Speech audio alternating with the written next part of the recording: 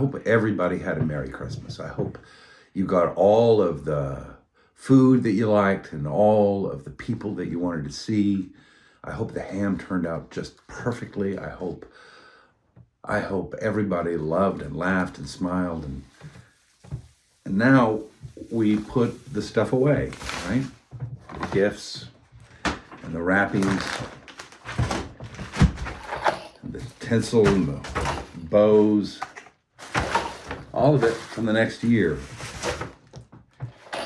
And we have to face the coming year. And I pray right now, Lord, make it a better year than it was this year.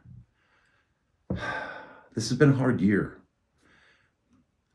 which makes the thing that we're celebrating, the things that we've just put away, all the more important. As I've been thinking about this the last couple of weeks, really throughout the whole Advent season, I've had before me this drawing. It's actually a print of a charcoal drawing by an artist by the name of Willard Stone, Cherokee artist, and its title is Faith. But all through the Advent season, it kept looking at me, and I kept looking at it, and I thought of the importance of Mary's statement that she pondered these things in her heart. And some translations say ponder, which means to think, and some say treasured, which has a different feeling, right? To treasure something. But the point is, she doesn't do it in her head, she does it here. Now, there are times when you need to ponder with your head. I'm a slow ponderer. Linda's a quick ponderer. I'm a slow ponderer. So today, for instance, I was thinking about this thing that upset me, made me irritated, and I thought, I just had to think about it let my mind just kind of go. And after a while, I finally figured it out, and then I didn't have to be irritated anymore, right? So I pondered those things in my head, but it's even more important to ponder things in your heart, because that's where things really live. And when I look at this charcoal drawing, what I see is the manger. What I see is the Bethlehem story. What I see is the first moment where a human being and the creator of all touch one another. And you see, there's God right here, but this is a God that knows pain, because half of his thumb and part of his finger is missing. He knows what it is to feel pain, to be human. So there's a mother and a child, and there's humanity and God. And notice where God is positioned. It is Mary, who is the powerful one, and the God that is the helpless one, but at the same time, the God that holds everything. This is a picture of love. And this is what Mary is pondering. Remember that Mary is the first one to have told this story. Before it was written down, they told it in their family. And then it was told to the wider family and the wider family until it was finally written down. But it's Mary that tells the tale. And Mary, after this moment, then has to go into the world. She's got to go back home, where not everybody's like Joseph and Mary and the shepherds and the wise men. She's got to go back to her home, where people are just people. And people talk, right? Mary had an Irish baby.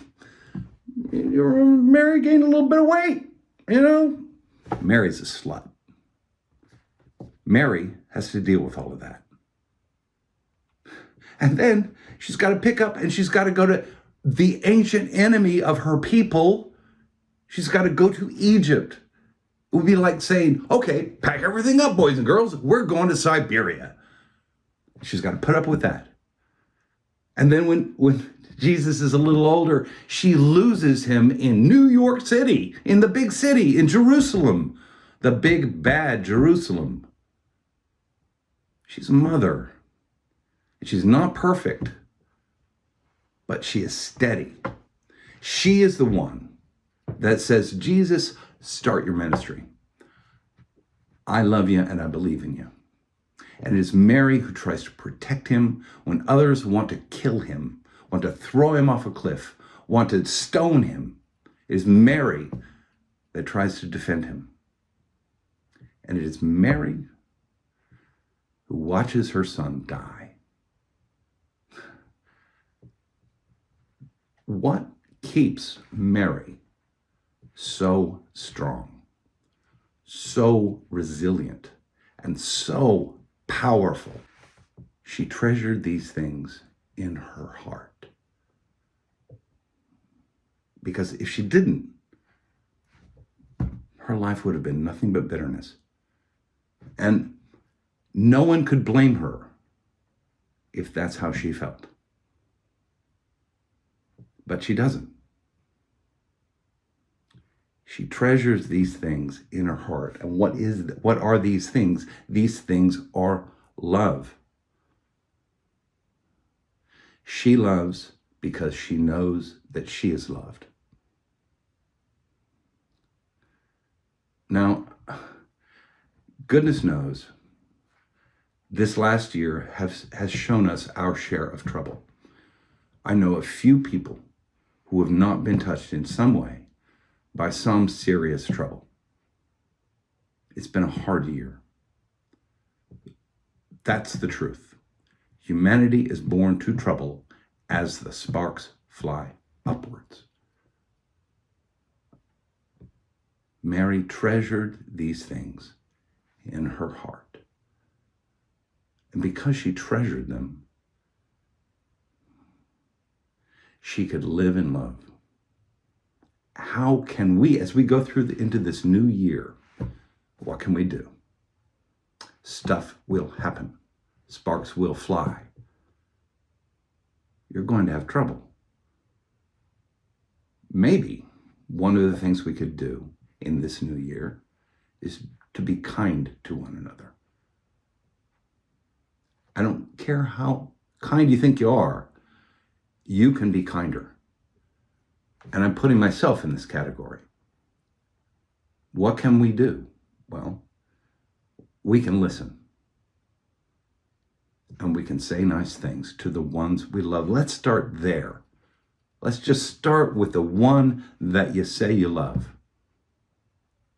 Start there. Listen and say kind things and see what happens. God bless.